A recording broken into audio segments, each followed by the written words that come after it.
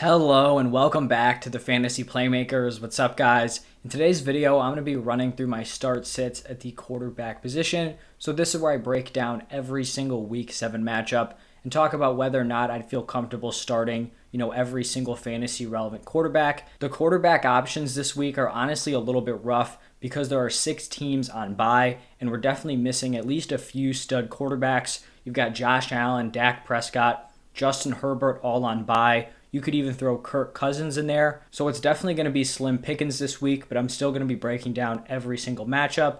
And the thumbnails will be down below if you guys just want to jump around to your specific quarterbacks. If you guys enjoyed the video, please just hit the like button, subscribe to the channel, comment down below, all of that good stuff. But let's get into the Thursday night football matchup where we have the Broncos taking on the Browns. And this could honestly just be a pretty rough game overall. The Broncos have not looked great as of late. I don't trust Teddy Bridgewater in my starting lineup. And then for the Browns side, it looks like they're going to be without Kareem Hunt and Nick Chubb.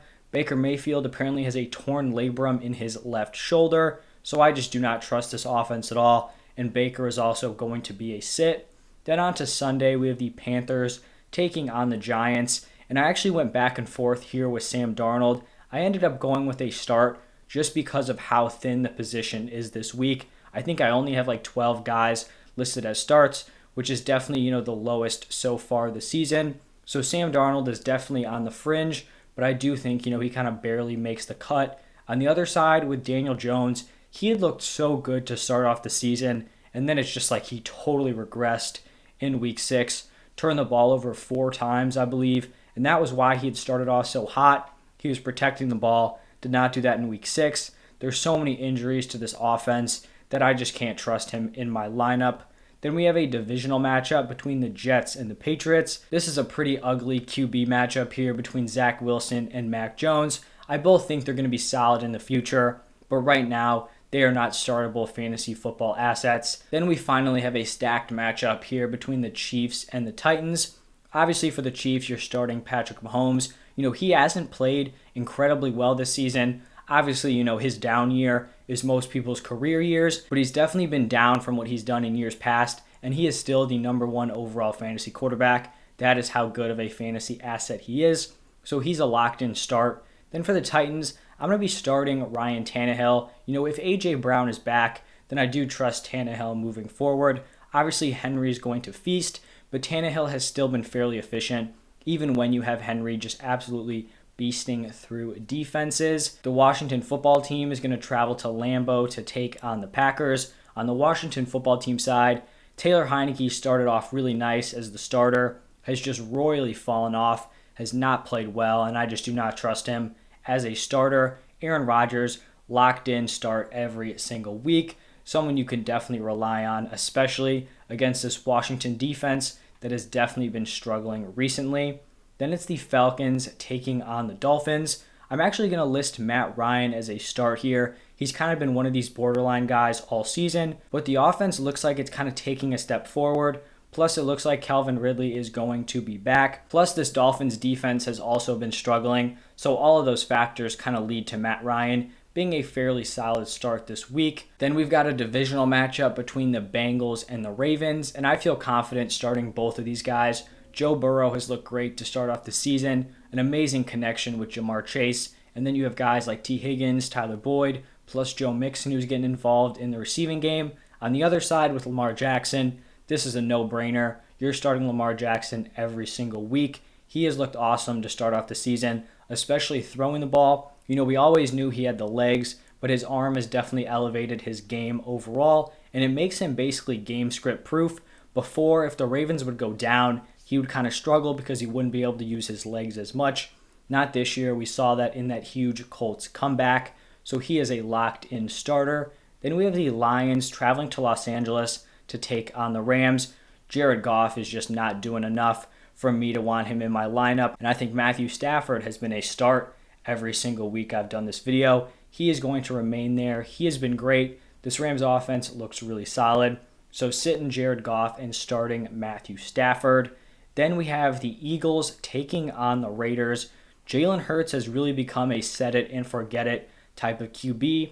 And what's so crazy is that he doesn't have to play well. I've talked about this a lot. When you have these quarterbacks with the rushing upside of a guy like Jalen Hurts, he doesn't have to throw the ball well to put up points.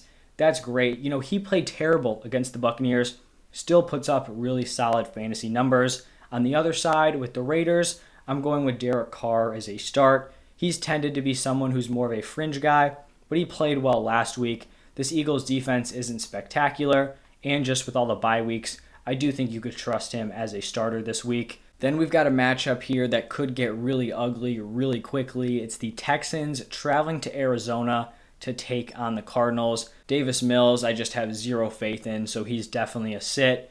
Kyler Murray, total opposite. I have all the faith in the world in him. He's been fantastic to start off the season, an MVP candidate, and I don't see why that would change this week.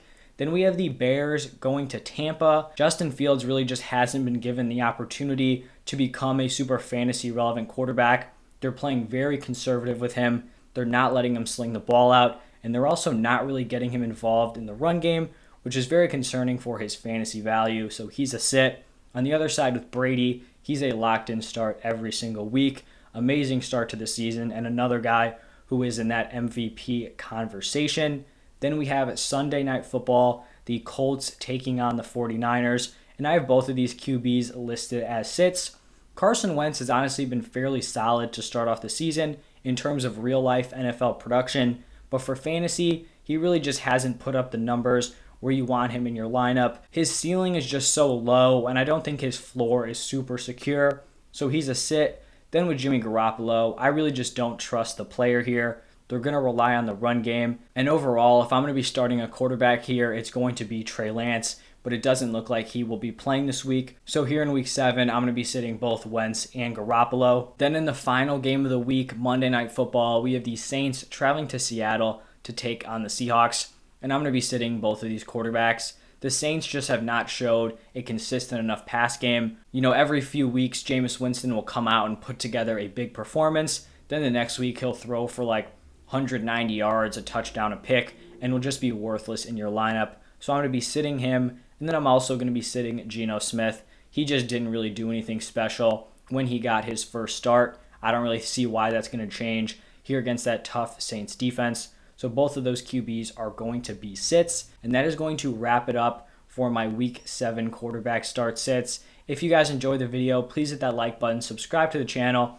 Let me know your thoughts down below in the comment section. You can ask me any fantasy questions. I'll be responding to every single person. If you guys want to see more videos like this, I posted my running back and wide receiver start sits yesterday, and then I'm going to be posting my tight end start sits later today. So go check all that out. But thank you guys for stopping by, and I'll see you next time.